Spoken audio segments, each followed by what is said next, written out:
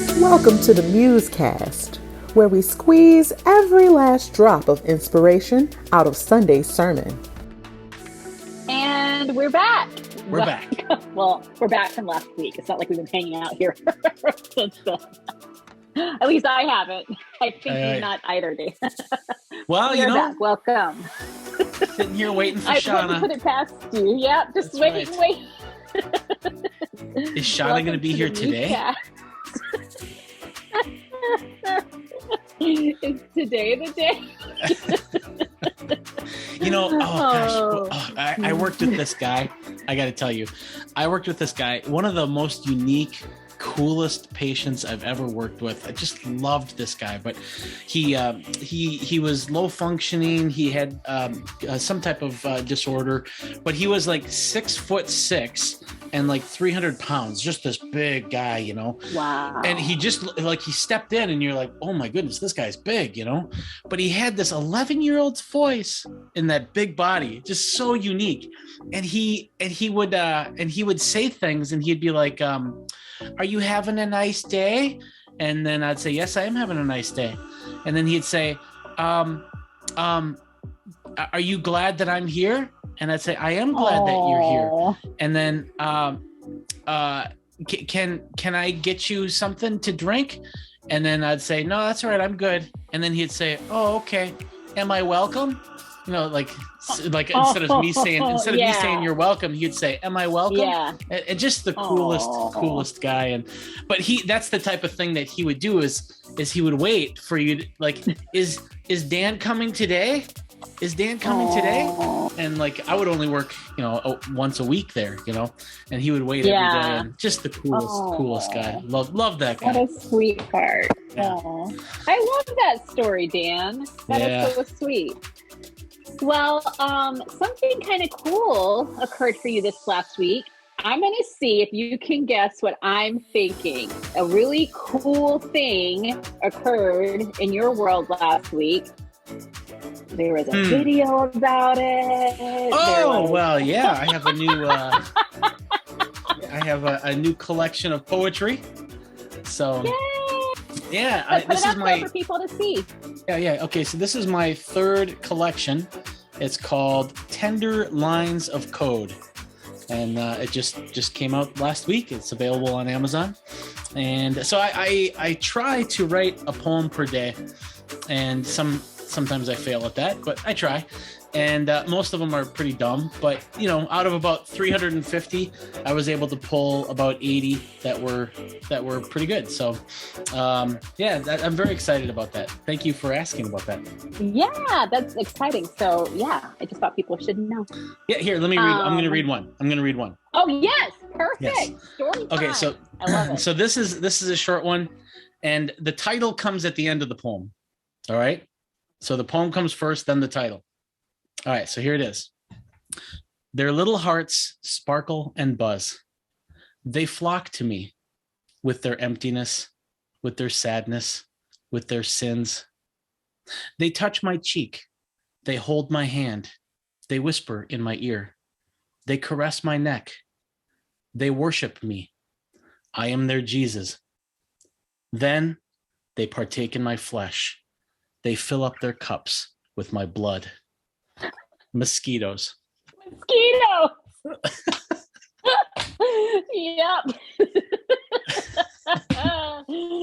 They're taking communion seriously. They really are. Yes. Oh, see, you guys, you get all kinds of treats when you tune into the MuseCast. That's right. Oh, that's right. This is the MuseCast. That's right. This is just like Shawna and Dan chatting it up. That's right. About whatever.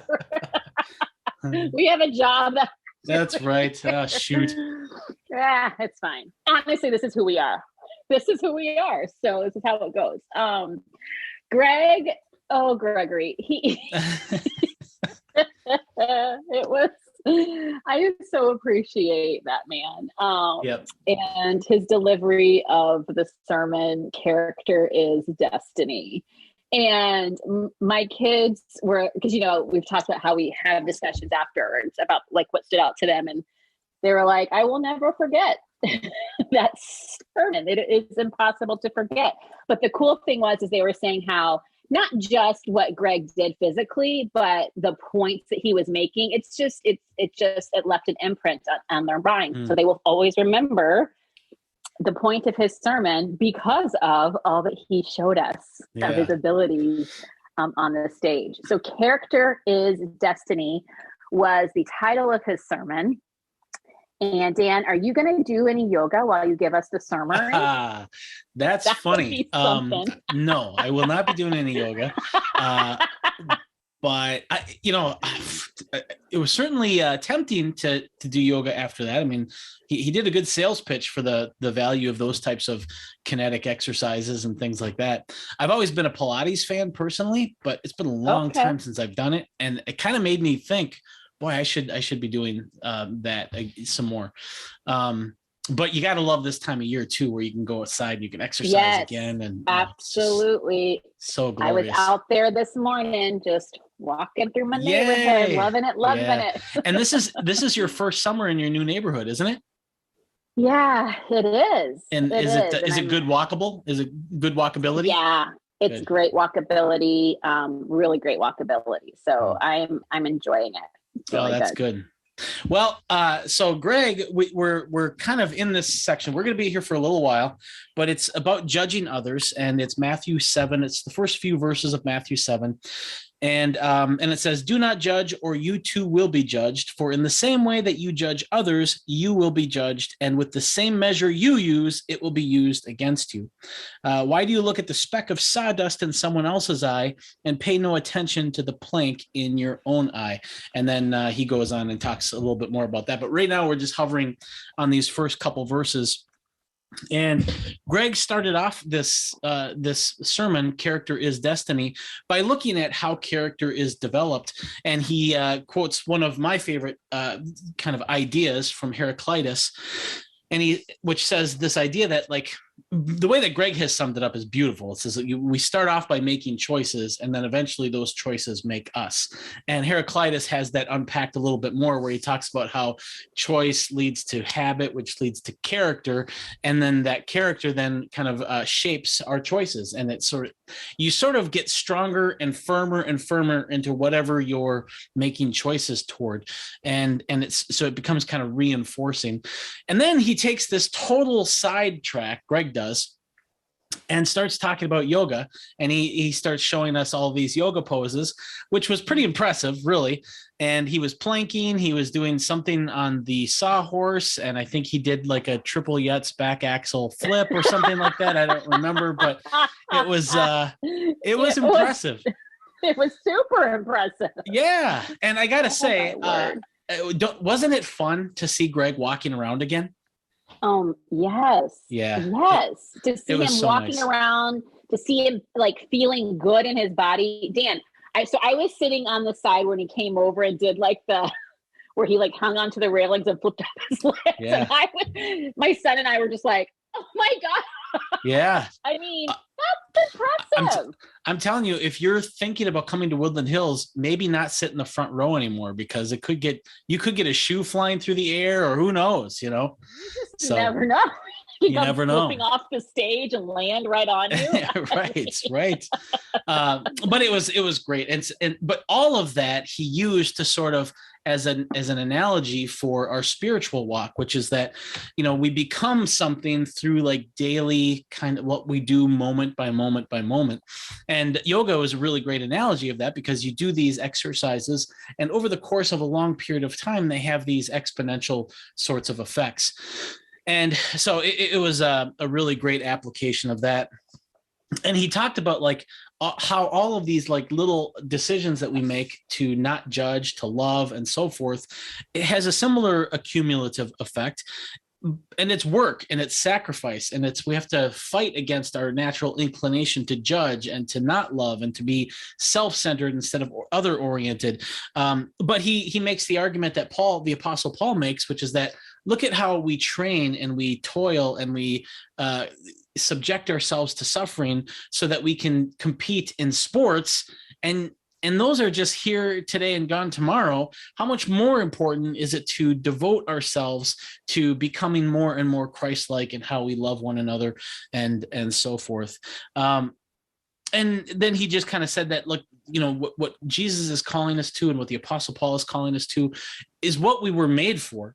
And so we have to live into what we were created for, and that is to be agape lovers who are compatible with God's wonderful kingdom. And then Greg just kind of closed off the sermon by offering us this really cool acronym, which our communication team came up with, Emily and Hannah and Charlie and so forth. But it's GAP, G-A-P. And this is sort of the way Greg said it on Saturday. I don't know if he said it on Sunday or not, but he said, how do we get from here to there? How do we overcome the gap between where we are and where God calls us to be? Well, GAP. So G is get all of your life from Christ. A is agree that everyone we encounter, including ourselves, has unsurpassable worth. And P, pray for our enemies. And those three kind of core ideas and core behaviors are the types of things that will continue, like Heraclitus said, continue to shape our character in the way that God wants us to be. And it happens little by little, moment by moment, day by day, until we become until we get the prize, as the Apostle Paul said, which is to dwell with Christ and to be like Christ. So great sermon, very memorable, like you said, Shawna. And very memorable. Yeah. What were your thoughts that you haven't shared yet about it?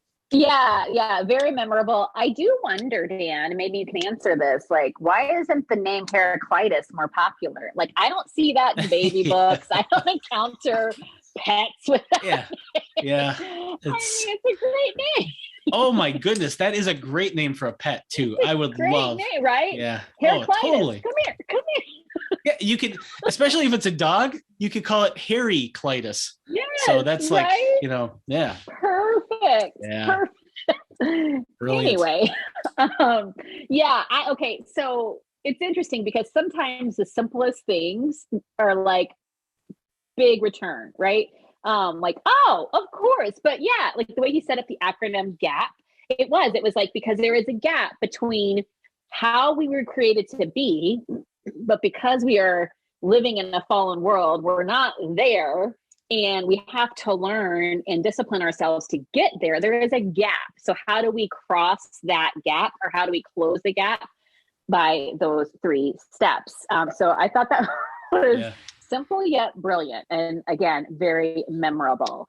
I had never, I think I always just assume you're born with a certain degree of knowing how to love. And I think that's true. You're of knowing how to love, of responding in love to how you are loved. So there is some of that, but as kingdom people, we can't just live in that camp of, well, this is how I was taught to receive love and give love. No, we need God to infiltrate us and therefore influence how we love. And that does not come naturally.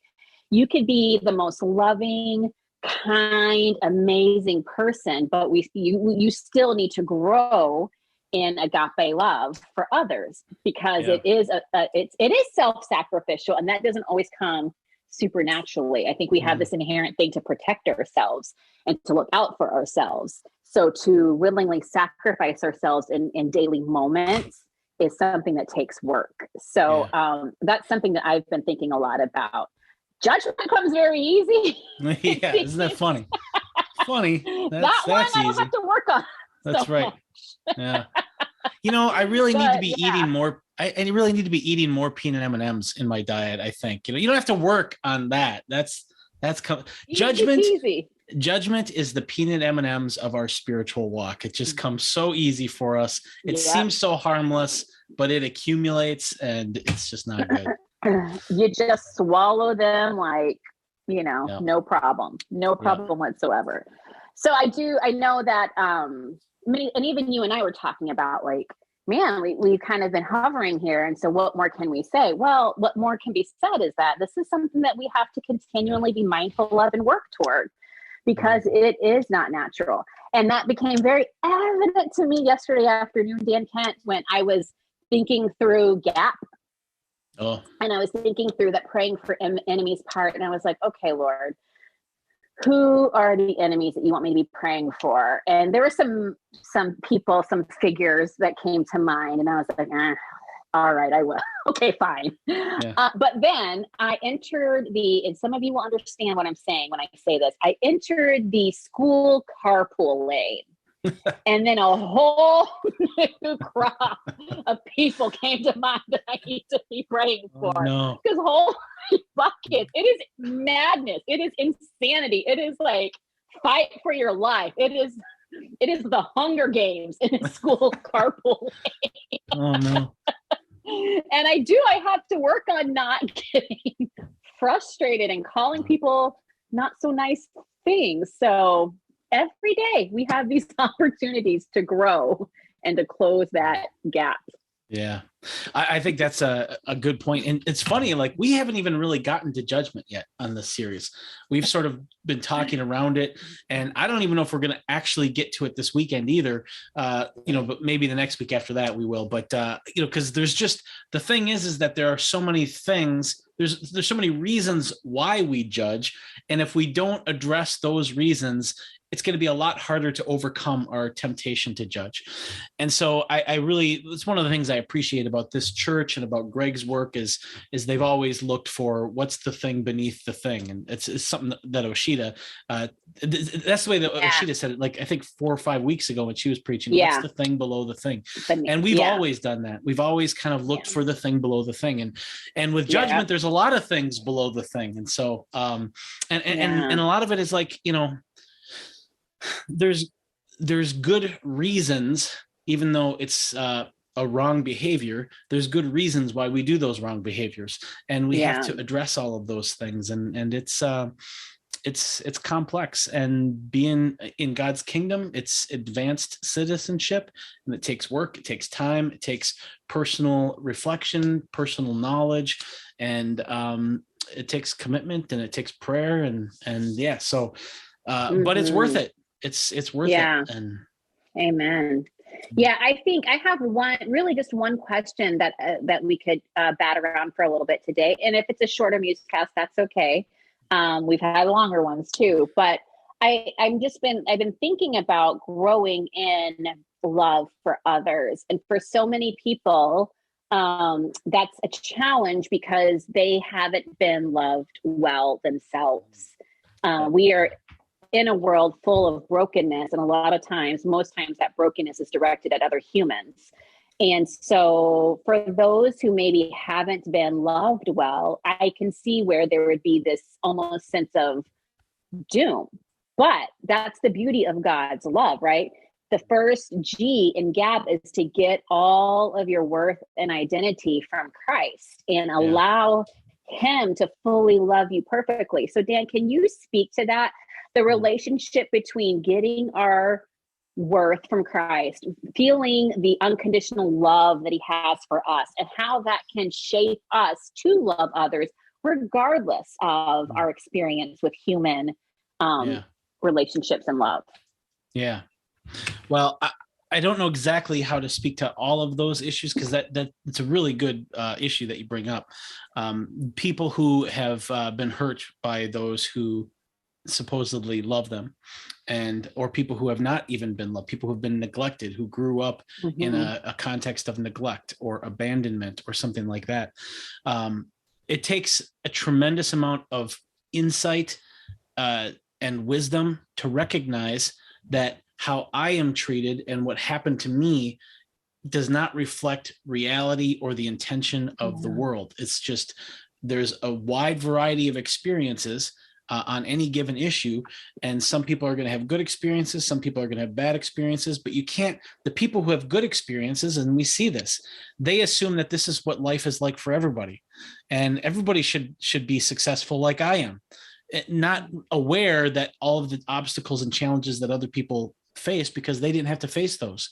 And so too, you can go the other way where you have a bad experience and you can say, nobody, love is a lie, love is fake, love is whatever, because I've had this bad experience with it and I was neglected or whatever. It takes a lot of strength and stamina and spiritual insight to say, no. Okay, it's true that I've been neglected. It's true that I've experienced this bad thing, but that doesn't mean that this is reflective of everybody. This doesn't mean that all of humanity is like this. And it certainly doesn't mean that God is like this. And so I think that learning and really believing that God does love us the way that the New Testament says, then we can start to learn how to live in that love. And I love when Thomas goes to Jesus and says, I'm not going to believe that it's you until I can feel your wounds. And when Jesus says, all right, fine. And when Thomas feels the wounds, he wasn't all talk. He was serious. It says that he fell to his knees and worshiped Jesus. And he needed that proof that, is this real? And I think a lot of people need this. Is love real? Is that a real thing? Or are they just showing me this affection because there's something in it for them? And but when you really believe it's real, then you can bow down to it. You can submit to it. You can get carried away by that love, and you can allow yourself to just really dwell in that. And I just think that, and then when you believe that you are infinitely loved by God, well, then it just kind of makes all of my flaws and all of my shortcomings. Yeah, there are things that I need to work on, and I need to be more Christ-like, but I don't really have anything to lose, because no matter how I perform or how I go about my business, that infinite love that God has for me is there. And I'm embraced by something bigger than the cosmos itself. So why should I be afraid of failure? Why should I be afraid of whatever? So I think it's a really good point that you raise. And that's probably how I would answer it. Yeah, beautifully put, Dan. What I love about this, the story about Thomas that you shared, is Jesus didn't Jesus didn't get frustrated with him. Like, oh my gosh, are you serious? You can't no, Jesus, here are my hands. Here are my, Jesus was like, okay, if this is what you need, here it is. And I just think that's what he does over and again. He's like, is this what you need? Here it is, just to show us how much he loves us in this exact moment, flaws and all. I love that. Okay, I lied to you. I do have one more question, because this whole sermon and Greg's whole show of the strength in his body was about discipline and just kind of leaning into what Paul was saying here about, running for a prize, disciplining yourselves to get to a goal. And so discipline something that comes easily for you, Dan? And yes or no, but regardless of that, what has been something that you did? You had a goal in mind and you put your mind to it. You disciplined yourself to do whatever actions you needed to take, and then you were able to cross the finish line. Well, I think probably more than anything, my writing projects, Confident Humility, writing Confident Humility, that was a long project. And I would say that my discipline kind of ebbs and flows. Like, there are things that I get really, like whenever I preach, I throw myself into it, and I consider that a very sacred thing. And I need to prepare myself so that God can use me, and I need to take that seriously and treat it with a great deal of respect. And I respect everybody who goes to church. I mean, look at how many people don't go to church, but some people take that initiative. They're proactive enough to put themselves in a place where God could speak to them. And I view that as I need to respect all of those people who take that proactive step that is not easy all the time to do, and yet they do it. Man, I need to respect that, and I need to give my all, and I want to make it worth their time, and I want God to use me so that they can be blessed for doing that. So that, probably more than anything, I'm the most disciplined about. But everything else sort of ebbs and flows. And how about you? Same. I think it depends. There have been times when I have been very disciplined because I just knew what it would take to get A, B, C, or D, whatever it is. I think the discipline that I am actively working on, trying to cultivate more in my life is in my responses, like just taking a minute, taking a pause, taking a deep breath, or something. Like especially if I feel like I'm triggered or I feel like something being said or done is ridiculous, I'm really trying to, okay, just take a moment and not just react. I said it's a work in progress. I'm a work in progress, but I've just, that's something I've sensed the Lord leading me to just pay attention to and try. But it takes work. It takes like thinking, okay, this is a behavior that I see. How do I change that behavior? Well, what happens to cause that behavior? So it's not just you get up one day and decide, I'm not going to do this anymore. I'm done eating the peanut M&Ms. No, like it takes intention and it takes work and it takes time and it takes repetition. So yeah, I think it's important to be honest about our discipline. Sometimes it's super strong and other times we're a work in progress. That's and right. I think that's A-okay. Yeah. Awesome. That's good. I've been working really hard on focus this year. Mm-hmm. And I realized that I've been falling behind on my reading. And so I've been trying to figure out, okay, what happened? Where did I go wrong? I used to read a lot more and now I'm not. Yeah. And so one of the things that I realized is that I've been kind of thinking through is just how distracting technology is. And this is like a no duh sort of thing, but sometimes it takes several kind of reflective moments before you start to realize in what way it's distracting you and in what way it's affecting you. And it's the type of thing that, you discover in layers. But for me, realizing that's been really helpful is just realizing that nobody on social media can love you. They can applaud, they can give you likes, but you can't really be fed there.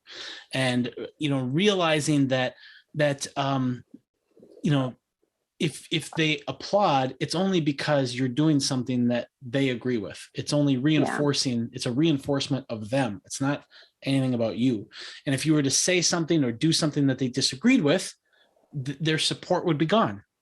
And that's not how God's community works. And so having that mindset, like I don't ponder things that happen on social media as much anymore.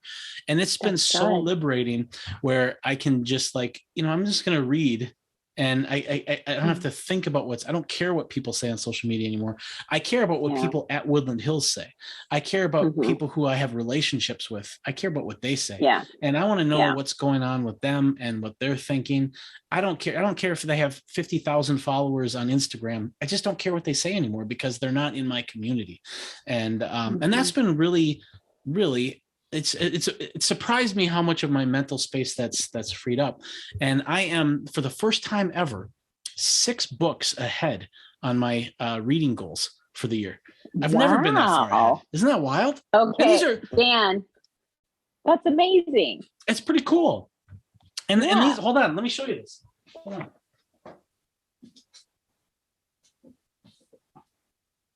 So these are not small books either. These are big books.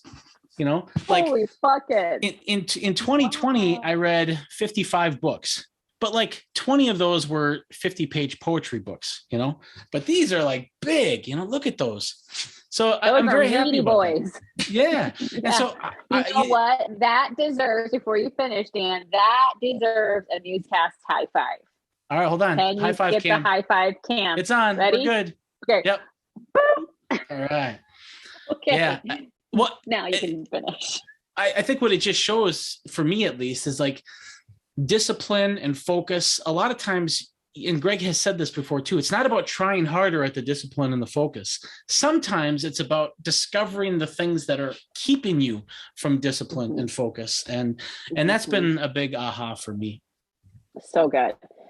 Dan, Kent, I super hope that wasn't your nugget, because that was really good. I think that's my nugget. I think it's got to be. I mean, I can't top that. Okay. So, well, the nugget, Tom, you have to at least repeat the end of what you just said. So it's going to be officially labeled the nugget.